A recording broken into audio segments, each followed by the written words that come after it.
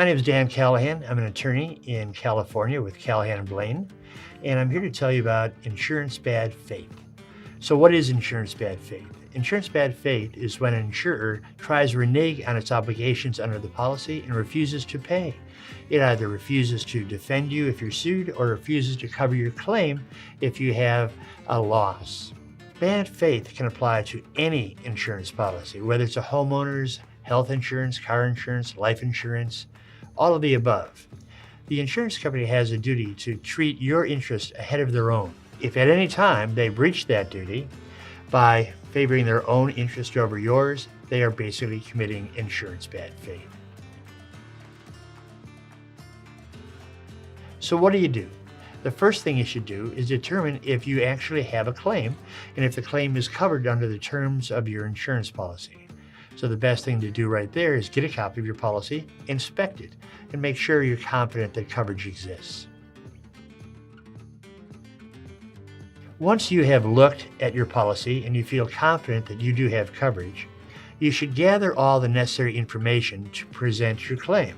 So gather the documents and the evidence. That may be photos, reports, receipts, repair estimates, correspondence, emails with your insurance company, anything that you think may be relevant to your claim.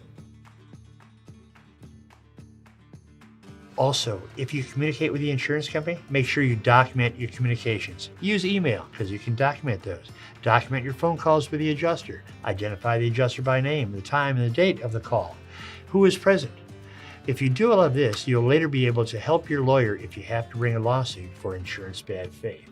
If the insurance company reviews your information and denies your claim, and you have kept an accurate record of your communications with the insurance company and the evidence that supports your claim, you may be able to file a claim for insurance bad faith.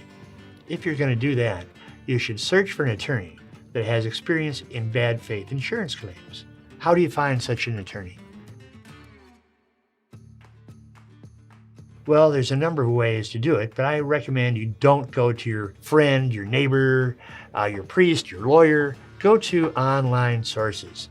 Online sources such as Super Lawyers, Best Lawyers in America. Martindale Hubbell has preeminent lawyers.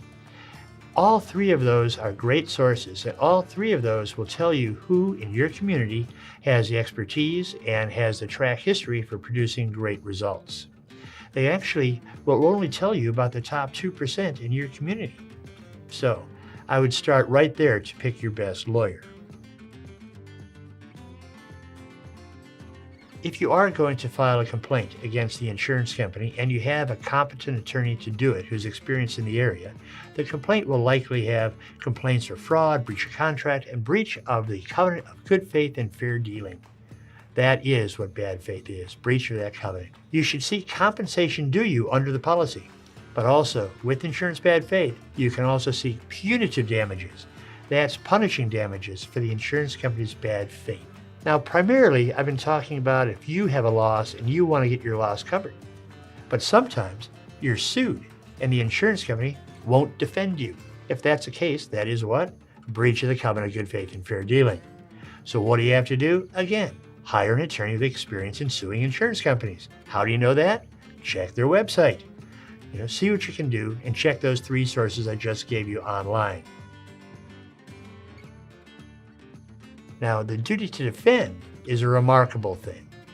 An insurance company has a duty to defend you if you've ever been sued, if there's any possibility that claim is covered under your policy. So if the complaint may state a cause of action that is covered, but you don't know, they have to defend you. If there's a doubt as to that possibility, they have to defend you. In fact, if the complaint can even be amended to state a cause of action based upon existing facts that would be covered, the insurance company has a duty to defend you. So the bottom line, if there's a doubt as to a possibility that there's a duty to later indemnify, they have to defend you immediately. And not just defend you. If the complaint brought against you has 10 causes of action, but only one cause of action is covered, the insurance company has to defend you for all 10. It's remarkable. That's why you need a lawyer who has experience in insurance bad faith. And not an insurance company lawyer, because they're biased towards insurance companies.